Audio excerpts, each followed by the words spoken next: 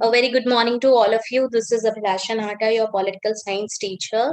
So, class, today we all are going to continue our chapter first of your book, Indian Constitution at Work. And in our last class, we discussed about one of the feature or function of the Constitution, that is, a Constitution allows coordination and assurance. Okay, so today we are going to discuss about the second function of our constitution, that is specification of decision making powers. So what a constitution, as you all know, it is a body of fundamental principles according to which a state is constituted or governed. Okay, कि एक जो constitution है इसमें कुछ हमारे fundamental principles ideals mentions होते हैं और जिसके अकॉर्डिंग जो हमारी गवर्नमेंट है या जो नेशन है वो गवर्न करती है हमारे नेशन को या कॉन्स्टिट्यूट करती है. Okay, but some questions are there. Okay, what are those questions, like what should these fundamental rules be? Very first question arises कि ये fundamental rules होंगे कौन. ठीक है, what should these fundamentals rule be? क्या होने चाहिए, क्या basic rules होने चाहिए.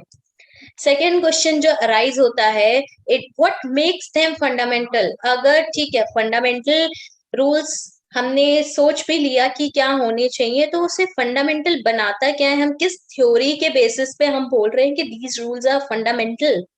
Okay, next question arises, who gets to decide what the laws governing the society should be? Okay, we discuss like fundamental rules क्या होंगे, क्या कौन सी थ्योरी से हमने फंडामेंटल रूल्स ऐसे रूल्स बनाए जो फंडामेंटल है.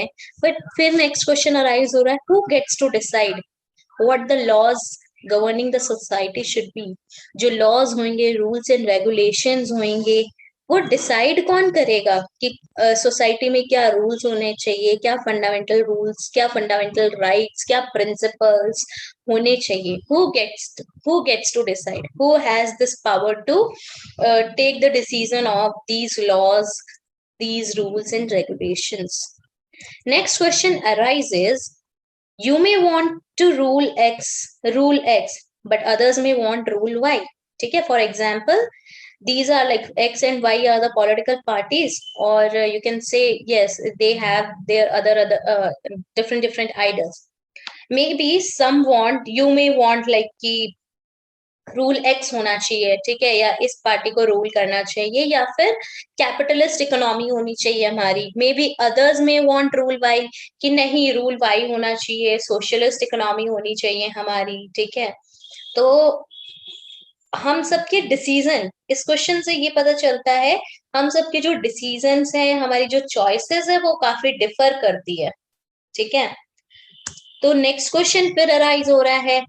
So there are so matlab many questions, ample amount of questions we have seen here. Like next question is, you may think the rules you want everyone to live by are the best, but others think that their rules are the best. How do we resolve this dispute?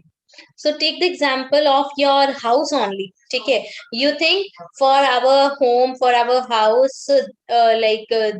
these things are suitable and these things are best for us, but maybe your mother think कि नहीं कुछ और rules होने चाहिए, वो best होने चाहिए. ठीक है, तो जस्ट लाइक दिस. ठीक है, अब स्कूल के लिए भी लोगों का बहुत परसेप्शन हो रहा है, लाइक ऑनलाइन क्लासेस हो रही, तो उसके लिए भी बहुत परसेप्शंस हो रहे हैं कि नहीं अभी ऑनलाइन क्लासेस ऐसी ही होनी चाहिए. ठीक है, जूम के थ्रू होनी चाहिए, कुछ लोग चाह रहे हैं, कुछ लोग बोल रहे हैं नहीं जूम के थ्रू नहीं होना चाहिए, वो बेस्ट नहीं है. ठीक है, तो different perceptions are there. So different obviously different disputes are there, because we all are unique creatures and we all think in a different way. हम सब बहुत अलग तरीके से सोचते हैं कि हमारी क्या रिक्वायरमेंट, और हम उसी तरीके से सोचते हैं कि हमें लगता है कि पूरी सोसाइटी के लिए वही बेस्ट है. For example some people think कि जो इन इंडिया कि बीजेपी जो गवर्नमेंट है वो बेस्ट है, ठीक है, सबसे बेस्ट है. बट कुछ लोग ये भी समझते हैं नहीं दूसरी कांग्रेस बेस्ट है या आम आदमी पार्टी बेस्ट है, they are doing their work like very well and accordingly. तो वी हैव डिफरेंट परसेप्शंस, और हम जो सोसाइटी में सोचते हैं वो हम यही सोचते हैं कि हम जो रूल्स बना रहे हैं वो सबके लिए बेस्ट है। Okay, so obviously disputes arise होने हैं बिकॉज वी ऑल थिंक हम सबसे सही है, बिकॉज एक ये ह्यूमन टेंडेंसी है हमारे अंदर, और हम ये ऐसा सोचते भी हैं। Whatever we are thinking good. ठीक है, हम जो सोच रहे हैं वो सबसे बेस्ट सोच रहे हैं, और यही सबसे अच्छा है सोसाइटी के लिए। So what next question arises who gets to decide? अब मेन क्वेश्चन ये है कि डिसाइड कौन करेगा कि जो रूल्स है, रेगुलेशंस हैं, लॉज हैं, ये डिसीजन मेकिंग पावर होगी किसके पास? ठीक है, हम fundamental rights, so there are so many questions arises, ठीक है, and we have to answer this. Our constitution has this answer कि हमारे फंडामेंटल राइट्स क्या होने चाहिए, किस प्रिंसिपल्स के बेसिस पे होने चाहिए, कौन सी क्या आइडल्स होने चाहिए हमारे सोसाइटी में, लॉज कौन डिसाइड करेगा कि हमारी सोसाइटी में लॉज कौन बनाएगा। ठीक है, और हमारे सोसाइटी के लिए क्या बेस्ट है, उस चीजों का डिसीजन कौन लेगा, या उनके अंदर डिस्प्यूट्स राइज होते हैं तो वो डिस्प्यूट्स कौन रिजॉल्व करेगा। तो ये जो डिसीजन है, ये पावर किसके पास है लॉज बनाने की? मेनली लॉज बनाने की पावर किसके पास है? So the our constitution, who has an answer to all these questions? Our constitution। ठीक है, constitution has an answer to all these questions. Constitution के पास इन सब के क्वेश्चंस आंसर्स हैं। First of all, it specifies the basic allocation of power in a society. What it is specifying? It is specifying the basic allocation of power in a society. As you all know, our society has three organs of the government. ठीक है, first of all, first is legislative, second is executive, and third one is judiciary. Okay, so our society specifies, like our constitution specifies कि कौन से organ के पास क्या power होगी. Legislative, executive, and judiciary. Legislative will make the law, executive will implement the laws, and the judiciary will give the justice, or if somebody broke that law, it will punish. Judiciary will punish that person or that organization. Okay, so our constitution specifies the basic allocation of power in a society. Okay, and it makes three organs of the government जिनको equal different matters में equally क्या किया गया है, powers divide की गई है। It decides who gets to decide what the laws will be. Our constitution decides, gets to decide what the laws will be. क्या laws होने चाहिए, उन सब का डिसीजन हमारे कॉन्स्टिट्यूशन में है कि कौन डिसाइड करेगा हमारे लॉज क्या होने चाहिए। ये डिसीजन मेकिंग पावर जो है कहाँ पे मेंशन की गई है? हमारे कॉन्स्टिट्यूशन में। We have to, if a certain government is making any certain law, okay, then it should be according to our constitution only. constitution के according होना चाहिए। ऐसा नहीं है जो मन में आएगा और उन्होंने क्या बोलते हैं, उन्होंने क्या कर दिया, वो लॉ बना दिया। अब देखो क्वेश्चंस अराइज होते हैं इसमें भी कि हमारे कॉन्स्टिट्यूशन में ठीक है मेंशन तो किया गया है, but different countries have different types of government. For example, who gets to decide can be answered in many ways. In a monarchical constitution, a monarch decide. Monarchical constitution में अपने नेपाल का हम पढ़ेंगे अभी अपने इसी चैप्टर में furtherly we will study about this monarchical constitution with the help of the story of Nepal. But in your earlier classes, in class 8, we studied about that the story of Nepal कि नेपाल में जो democracy बनी थी, democratic constitution बना था, उसमें main power जो थी मोनार्क के पास थी, राइट, जिसने भी बनाया था। तो in a monarchical constitution, a monarch decides. In some constitutions like the old Soviet Union, USSR, Union Soviet of Socialist Union Soviet of Socialist Republic, old Soviet Union में one single party was given to the power to decide. Only Communist Party was there, खाली उन्हीं के पास ही power थी decide करने की, ठीक है। In democratic constitution people gets to decide, okay. So these are like three forms of government we see, कि एक मोनार्कियल कॉन्स्टिट्यूशन हो सकता है, एक सिंगल पार्टी कॉन्स्टिट्यूशन हो सकता है, ठीक है, और उनके पास सारी पावर है, and third one is democratic constitution where people get to decide. Now think like how you can say ki how people decide, think of this, how people will decide कि हमारे डेमोक्रेटिक कॉन्स्टिट्यूशन में कौन decisions लेगा। सो इसका answer क्या है? So just look at this, for something to be law should everyone agree to it. एक ऐसा लॉ होना चाहिए जो सब अग्री करे, ठीक है। एक ऐसा law, for something to be law should everyone agree to it, ऐसा लॉ जिससे सब अग्री करें। Should the people directly vote on each matter as the ancient Greeks did.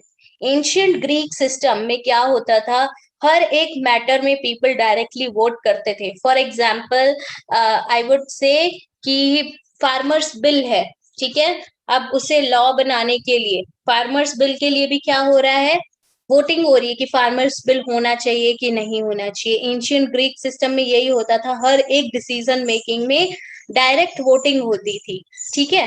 But अब क्वेश्चन ये भी अराइज होता है, इतनी बड़ी पॉपुलेशन में हम हर एक मैटर में लोगों का अगर हम वोटिंग करवाने लग गए तब तो हो गया। लाइक इतनी बड़ी डेमोक्रेटिक कंट्री है, इतनी सारी पॉपुलेशन है, कितना टाइम स्पेंड होता है, कितने रिसोर्सेज जो हैं वो यूज होते हैं। तो हर एक डेली बेसिस पे हर एक डिसीजन पे क्या है, कुछ ना कुछ डेली बेसिस पे कोई ना कोई चीज डिसाइड होती है। तो हर एक मैटर पे ये करना भी इतना इजी नहीं है। और should the people express their preferences by electing representatives, या जो लोग हैं वो अपने प्रेफरेंसेस दें, अपने रिप्रेजेंटेटिव्स को इलेक्ट करके अपने प्रेफरेंसेस दें कि ये चीजें होनी चाहिए। But if the people act through their representatives, question arises again, how should these representatives be elected?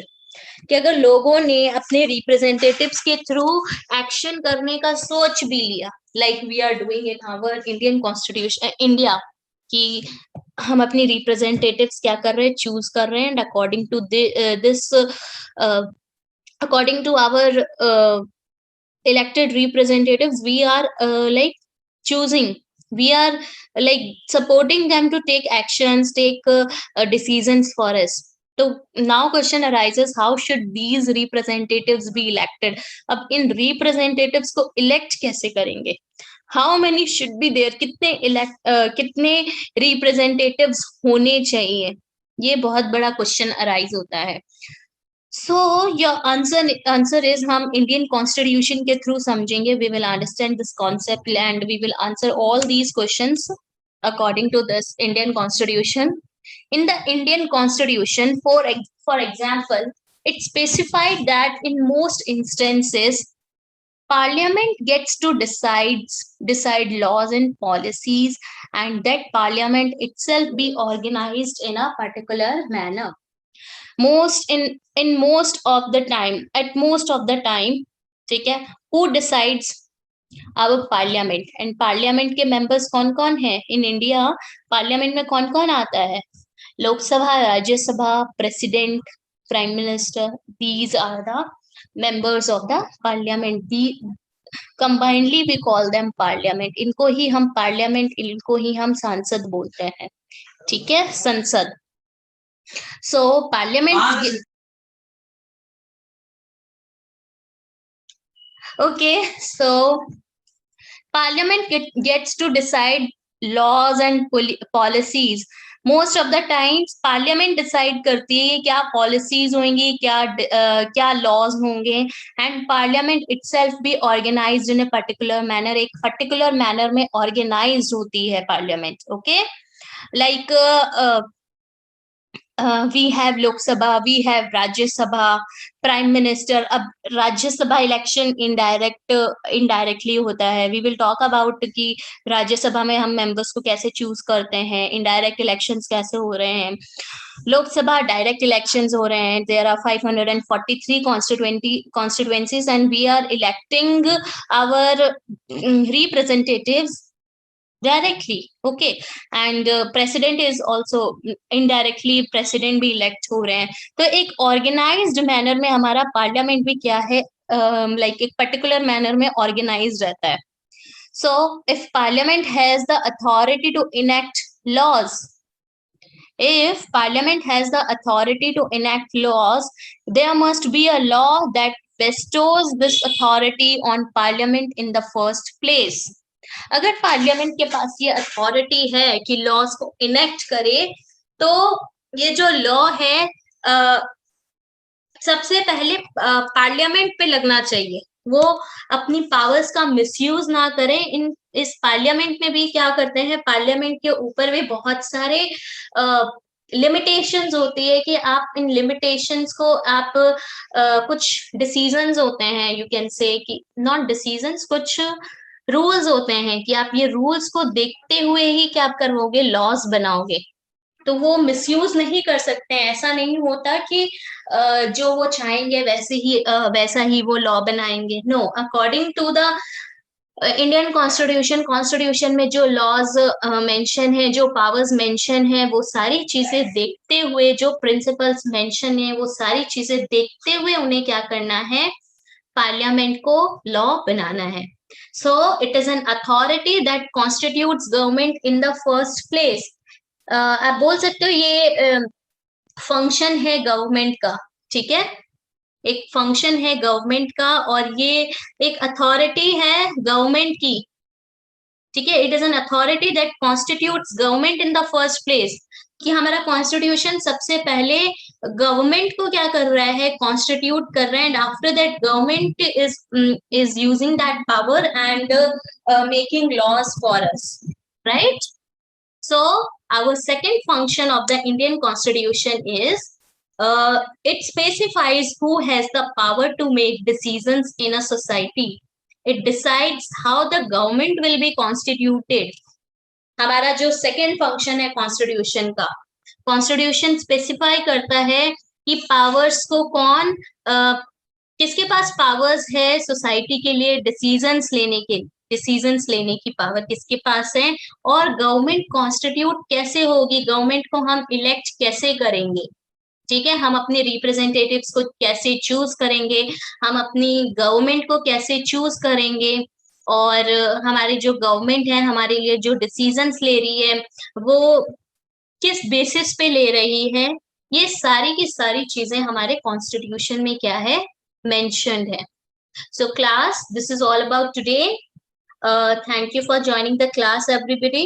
In our next class, we are going to discuss our third function of the Constitution, that is limitation on the powers of the government. So go through these two functions. First function, which we have done yesterday, Constitution allows coordination and assurance, and the second function is specification of decision-making powers. So go through these functions of the Constitution, and if you face any kind of any problem, do ask me in my next class. Thank you so much.